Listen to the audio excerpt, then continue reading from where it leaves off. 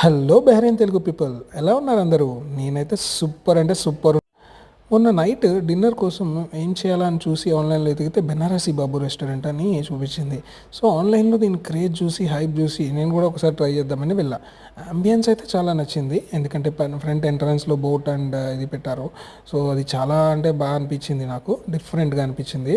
And taste చేయడం కోసం first అయితే ఇమీడియట్గా థాలీ ఆర్డర్ ఇచ్చా, ఎందుకంటే ఒక డిఫరెంట్ కర్రీస్ ఇస్తాడు కాబట్టి. సో వాడు ఎలా వండుతారు ఏంటి అనేది నార్త్ ఇండియన్ థాలీతో తెలుసుకోవచ్చు అని చెప్పి ఆర్డర్ ఇచ్చాను.